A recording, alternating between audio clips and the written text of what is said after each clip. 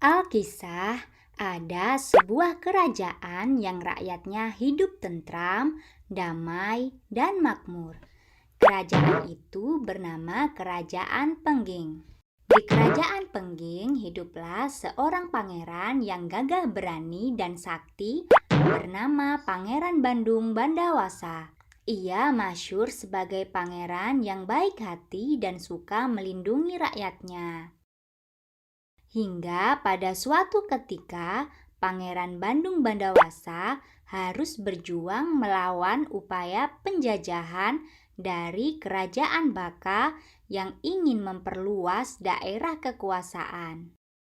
Pangeran Bandung Bandawasa berhasil mengalahkan pasukan Kerajaan Baka yang dipimpin oleh seorang raja raksasa bernama Prabu Baka. Setelah berhasil mengalahkan Prabu Baka, Pangeran Bandung Bandawasa mendatangi Kerajaan Baka. Sesampainya di istana Kerajaan Baka, Pangeran bertemu dengan putri cantik jelita mendiang Prabu Baka. Putri cantik jelita itu bernama Roro Jonggrang. Pangeran tertarik dengan sosok Roro Jonggrang yang rupawan, lalu berniat meminangnya. Roro Jonggrang berniat menolak pinangan Pangeran Bandung Bandawasa, tetapi ia tidak berani menolak pinangan sang pangeran. Kemudian Roro Jonggrang menyusun sebuah rencana tipu muslihat agar sang pangeran gagal meminangnya. Roro Jonggrang mengajukan syarat agar sang pangeran membuatkan satu sumur yang sangat dalam. Berkat kesaktiannya, tidak butuh waktu lama, sang pangeran berhasil membuat sumur yang sangat dalam. Roro Jonggrang lalu meminta agar sang pangeran masuk ke dalam sumur untuk memeriksa kedalaman sumur itu.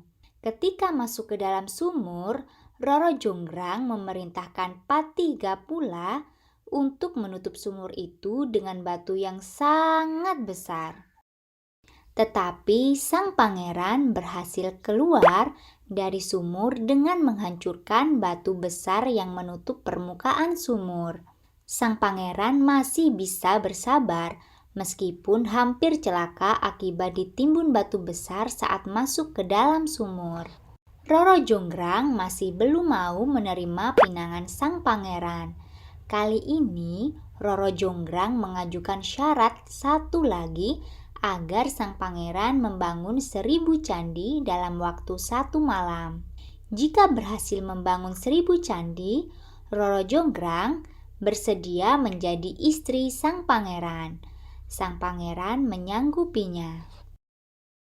Berkat kesaktian serta bantuan pasukan jin, Pangeran Bandung Bandawasa berusaha membangun 1000 candi dalam waktu 1 malam. Hingga sampailah pada candi ke-999. Roro Jonggrang cemas melihat pembangunan candi yang begitu cepat dan hampir selesai.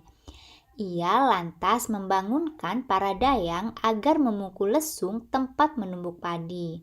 Sebagian dayang yang lain ia perintahkan untuk membakar jerami di sisi timur istana. Di langit nampak semburat warna jingga akibat tumpukan jerami yang dibakar oleh para dayang. Pasukan jin mengira matahari akan segera terbit dari ufuk timur.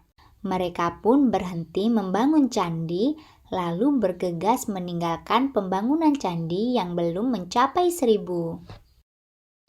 Pangeran Bandung Bandawasa sangat marah mengetahui tipu muslihat yang dilakukan oleh Roro Jonggrang.